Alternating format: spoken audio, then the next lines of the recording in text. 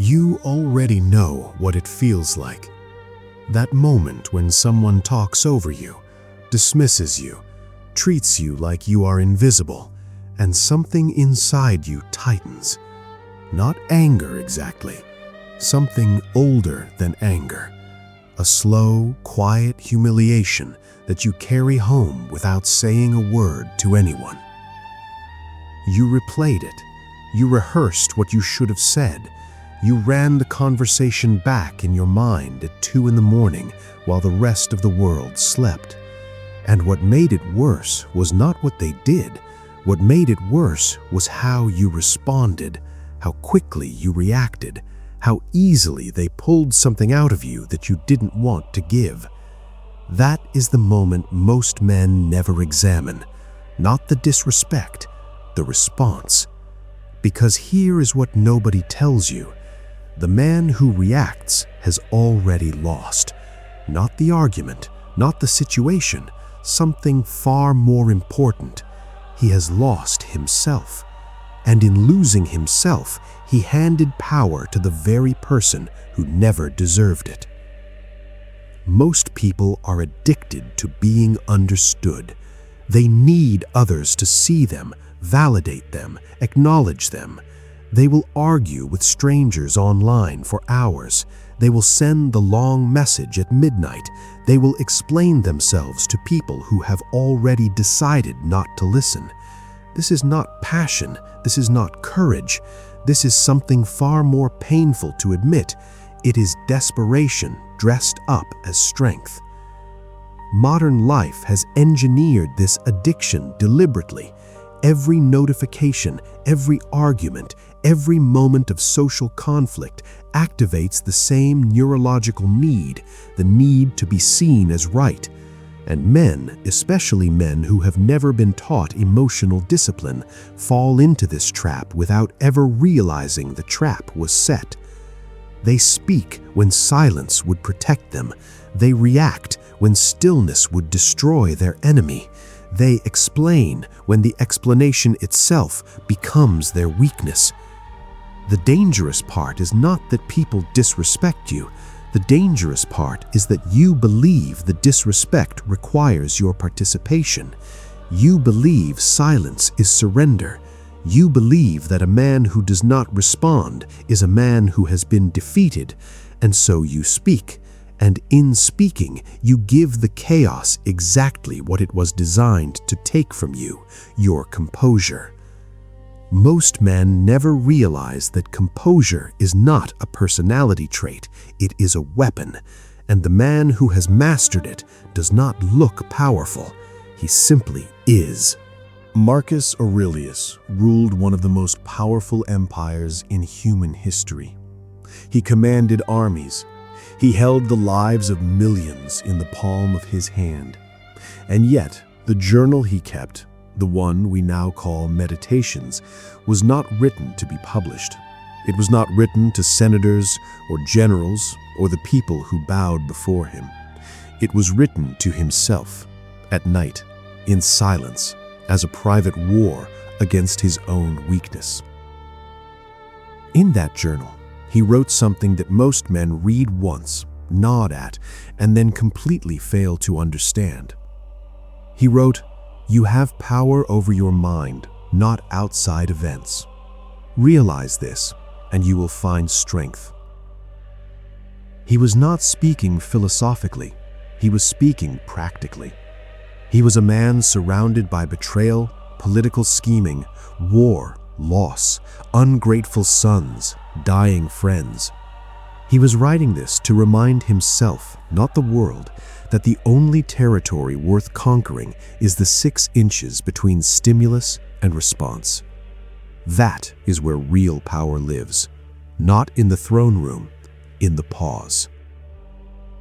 That is where the quiet man finds his advantage, not in the argument, in the pause before the argument, not in the silence after confrontation, in the silence that replaces it entirely.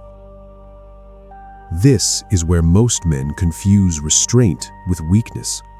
They think the man who stays calm does not care. They think the man who does not raise his voice has nothing to say. They think the man who walks away has surrendered the field. But the man who has done the real work, the internal work, knows something they do not. He knows that every reaction you withhold is power preserved. Every explanation you do not give is a mystery you maintain. Every emotion you do not perform is energy that accumulates. And slowly, the man who practices this does not just become harder to provoke, he becomes harder to read, harder to manipulate. And there is nothing more unsettling to someone who feeds on your reactions than a man who simply gives them nothing to feed on. Silence changes a man when he stops using it to hide and starts using it as a deliberate choice. When silence becomes strategy rather than shame. When it becomes the expression of a man who has decided that his peace is more valuable than being right. There was a man who worked for years in the same building as someone who belittled him in meetings. Not loudly, not obviously. In the quiet ways people destroy others. The slight pause before acknowledging him. The joke at his expense that was never quite a joke. The credit redirected. The contribution minimized.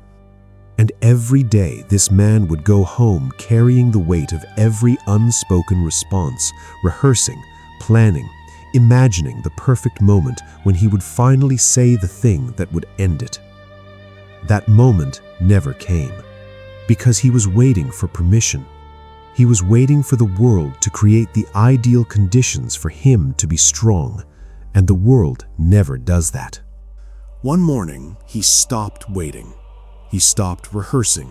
He stopped giving the situation the emotional real estate it had been occupying inside him. He came in, did his work with complete and total focus, and when the small diminishments came, he simply let them pass through him like wind through an open window.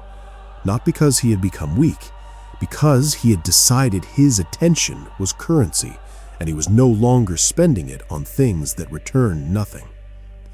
Within 6 months, something strange had happened.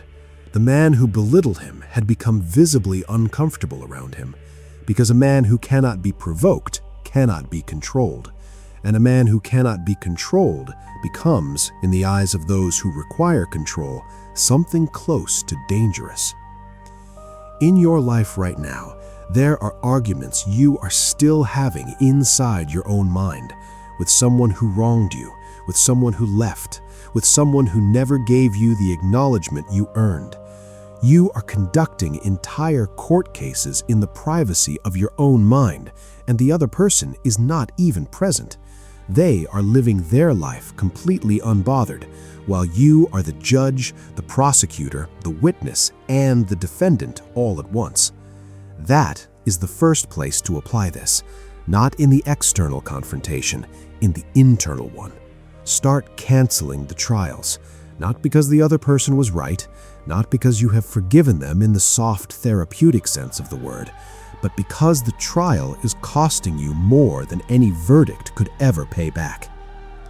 When someone disrespects you in conversation, the impulse is to correct them immediately, to establish your position, to make sure the room knows you are not someone to be dismissed. But a man with genuine authority does not scramble to demonstrate it. He lets the moment breathe. He responds when he chooses to respond. He speaks with the calm of someone who has nothing to prove, because he has already proven it to the only audience that matters, himself. In relationships, silence is not distance. Silence is depth. The man who has mastered his own emotional world brings a quality into the room that most people have never encountered, the quality of stillness under pressure. A woman does not feel safe with a man who explodes. She feels safe with a man who, in the middle of chaos, remains himself, entirely, unapologetically, quietly. When failure comes, and it will, The undisciplined man collapses into noise. He tells everyone his story. He seeks sympathy. He explains what went wrong in exhausting detail, as though the explanation will undo the outcome. The disciplined man does something different. He sits with the failure privately. He examines it without drama. He learns from it without performing the learning for anyone's approval. And then he continues, quietly, without announcement. This is the application, not a technique, a way of being, a continuous daily decision to stop spending energy where it produces no return, on reactions, on explanations, on the need to be seen as strong rather than simply becoming strong. You are no longer the man who hands his peace to whoever demands it most loudly. You are no longer the man who rehearses arguments at midnight or explains himself to people who have already made up their minds. You are no longer the man who mistakes reaction for strength or noise for power. The man you are becoming does not announce himself. He does not need the room to know. He does not require the validation of people who were never capable of giving it.